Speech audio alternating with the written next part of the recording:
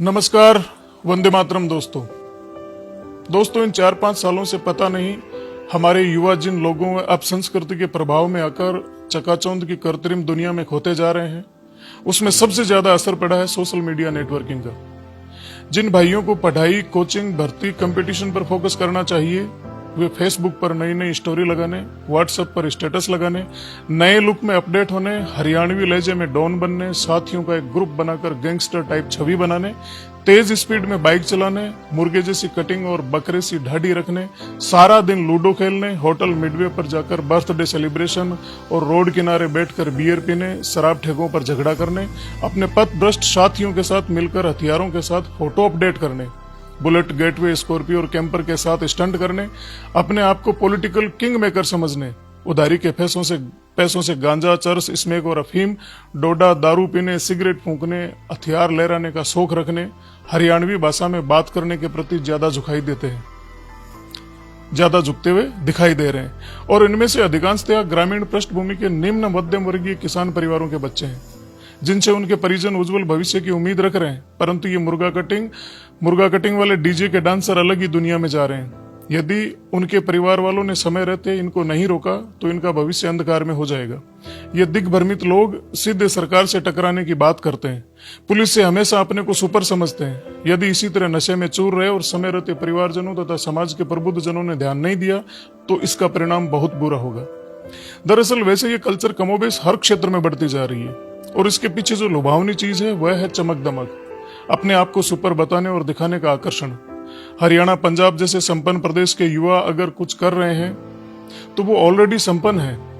हालांकि इन प्रदेशों में भी बहुत से युवा अपराध के अंधकार भरे रास्तों की ओर जाने अनजाने बढ़ रहे हैं। संपन्न होने के बावजूद भी इन इलाकों में भी नैतिक, सांस्कृतिक गिरावट की बातें सुनने में आ रही है। परंतु हमारे यहाँ के युवा, खासकर जो अभी अभी यौवन की ओर बढ़ रहे हैं, उनके हाथों में एंड्रॉयड फोन आते ही वो हरियाणा के लठेतों को और उनके फेसबुक या ठाट को देखकर बहुत जल्दी वैसे ही दिखने और बनने की दिशा में चल निकलते हैं। फिर शुरू होता है इनके यारां दा अड्डा, राजपूत जिगरी, धासु गुजर, देसी जाट, देसी बन्ना, गामा हाले छोरे, यारां दी बादशाह, ग्रुप फलाना, गैंग ढिकाना, 001, 007, देसी बॉयज वगैरह वगैरह गैंगनुमा लड़कों की टोली बनना और दिखावटी चौंसलेबाजी।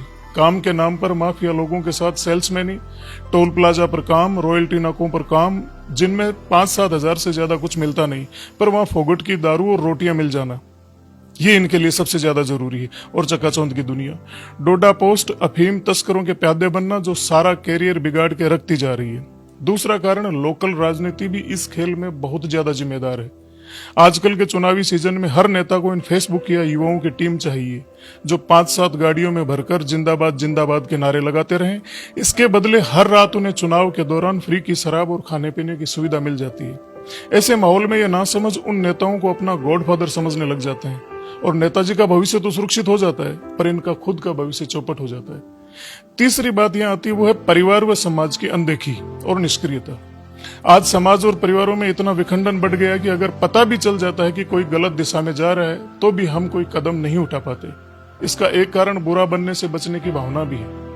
पहले गांव में कोई बदमाशी करता तो उसे गांव के दूसरे लोग ही टोक देते थे, पर अब कोई किसी को नहीं टोकता, और टोके भी कैसे, बेचारे की उसी की बेइज्जती कर देते हैं। परिवार वालों की सुनते नहीं, ऐसे में कोई भी कुएं में पड़े और भाड़ में जाए की मनोवृत्ति धीरे धीरे जड़ें मजबूत करती जा रही है।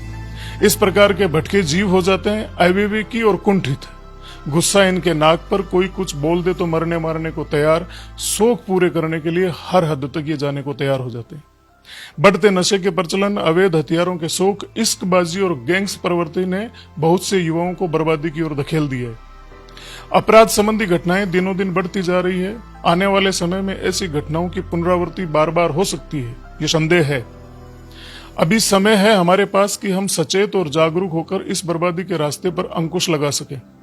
इसके लिए समाज के सभी जिम्मेदार नागरिकों को, हर पार्टी दल के राजनीतिक व्यक्तियों को, प्रबुद्ध जनों को, प्रशासन को, सबको जागरूक होकर उचित कदम उठाने ही होंगे। नहीं तो हमारा युवा वर्ग नकारात्मक मार्ग पर इतना आगे बढ़ जाएगा कि पछतावे के अलावा किसी के पास कुछ नहीं होगा।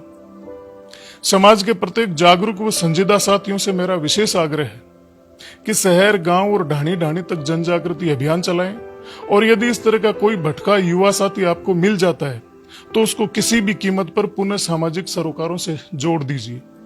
यदि आपके प्रयास से किसी एक युवा को भी समाज की मुख्य धारा में आपने जोड़ दिया तो यह अपने आप में समाज और मानवता की एक बहुत बड़ी सेवा हो जाएगी।